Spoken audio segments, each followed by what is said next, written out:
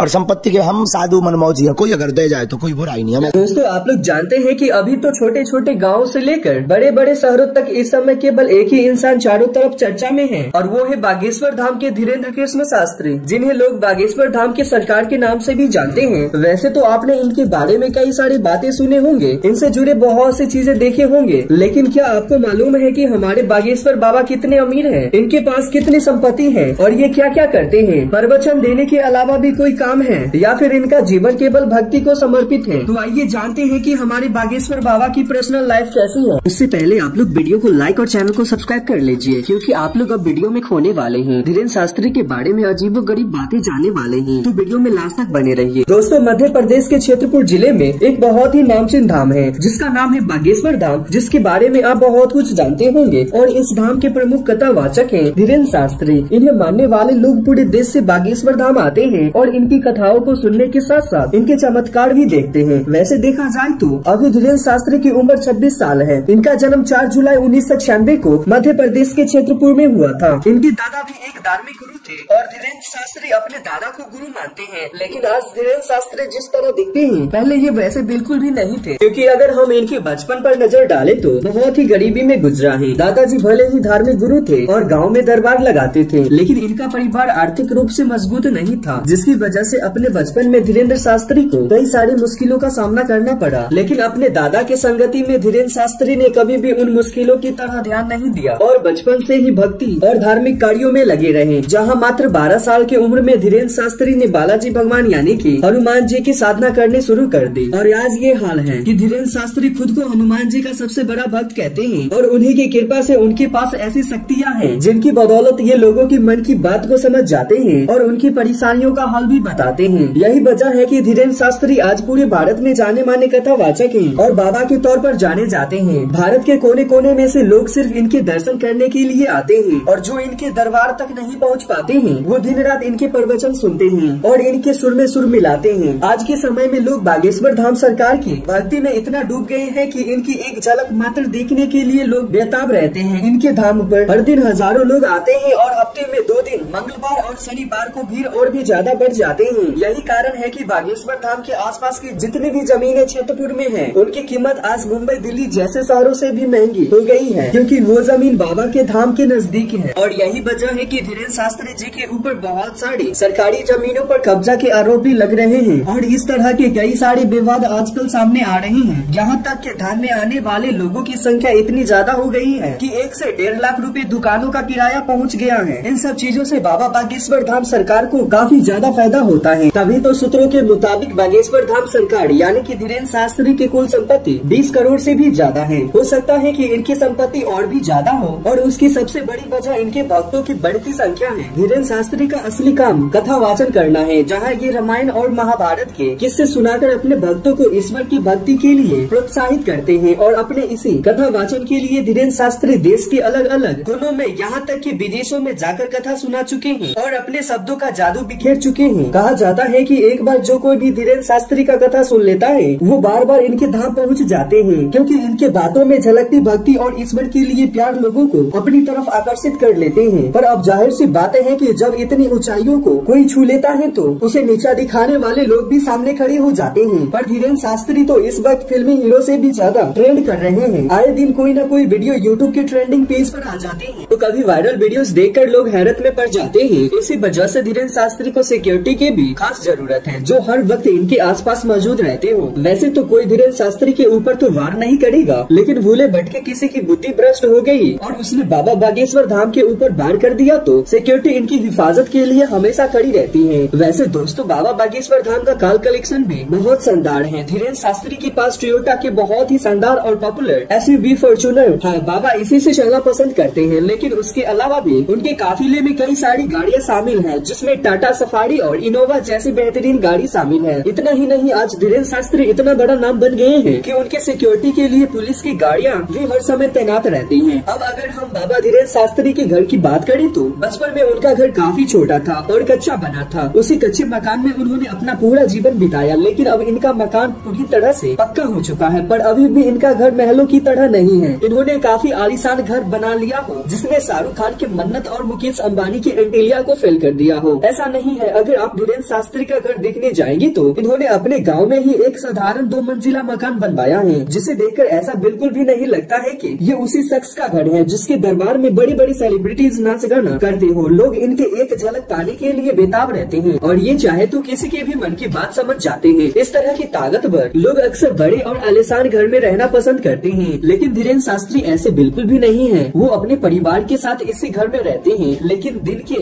आधे से ज्यादा समय धीरेन्द्र शास्त्री बागेश्वर धाम में कथा वाचन करने में बिता देते हैं और महीने में कई बार तो इन्हें देश के अलग अलग हिस्सों में कथा वाचन करने के लिए जाना पड़ता है। यानी कि हमें और आपको इनका जीवन जितना आसान दिखता है उतना है नहीं। धीरेन्द्र शास्त्री को भारत का नंबर 1 कथा वाचक बनने के लिए बहुत मेहनत करनी पड़ी है, लेकिन हाँ ये बात भी सच है कि बाबा धीरेन्द्र शास्त्री जितने ज्यादा फेमस हैं, ये उतनी ज्यादा विवादों से भी घिरे रहते हैं। वैसे तो गैर हिंदू अक्सर इनके खिलाफ लोगों को गुमराह करने की कोशिश करते हैं और मुकदमे भी दर्ज करते हैं। बागेश्वर धाम के आसपास की जमीन को कब्जा करने के भी आरोप धीरेन्द्र शास्त्री पर काफी लंबे समय से लग रहे हैं, जिसके तहत ये कहा जा रहा है कि बाबा बागेश्वर धाम सरकार ने अपने धाम के आसपास की सारी जमीनें पर कब्जा कर रखा है। कई सारी दुकानें किराए पर उठाए गए हैं, जिनका ये लाखों में किराया लेते हैं। और हद तो तब हो जाती है जब दूसरे धर्म गुरु धीरेन्द्र शास्त्री के ऊपर पाखंड फैलाने का आरोप लगते हैं। लोगों का कहना है कि धीरेन्द्र शास्त्री को किसी का मन पढ़ना नहीं आता है। वो लोगों के बीच से अपने ही लोगों को स्टेज पर बुलाते हैं ताकि धीरेन्द्र शास्त्री कागज पर जो कुछ भी ख्वाहिश से लिख रहे हो, लोग उसमें हाँ में हाँ मिलाते जाए, जिससे भक्तों को लगे कि अरे धीरेन्द्र शास्त्री वाकई में लोगों का मन पढ़ लेता है। इस तरह के आरोपों के बारे में हम क्या ही बोले, क्योंकि धीरेन्द्र शास्त्री कई बार मीडिया का पर्दाफाश कर चुके हैं, वो भी कई लोगों के सामने, क्योंकि वो भी सेम इसी तरह के विचार रखते थे कि धीरेन्द्र शास्त्री लोगों को बेवकूफ बना रहे हैं। धीरेन्द्र शास्त्री जितना विवादों में घिरे हैं उतने ही पॉपुलर होते चले गए। कई सारे बड़े बड़े नेता और अभिनेता धीरेन्द्र शास्त्री के पास इनसे मिलने के लिए आते रहते हैं, चाहे वो मध्य प्रदेश की कांग्रेस पार्टी के नेता हो या बीजेपी के नेता हो। यहाँ तक कि धीरेन्द्र शास्त्री के पास बड़े और आला अधिकारी भी आते रहते हैं। और एक बार तो मनोज तिवारी खुद बाबा के दरबार में जाकर इनका प्रवचन सुन चुके हैं। इतना ही नहीं, केंद्रीय मंत्री जैसे बड़े नेता भी धीरेन्द्र शास्त्री के पास जा चुके हैं। लेकिन जब धीरेन्द्र शास्त्री नागपुर के एक धार्मिक कार्यक्रम में जाते हैं तो महाराष्ट्र के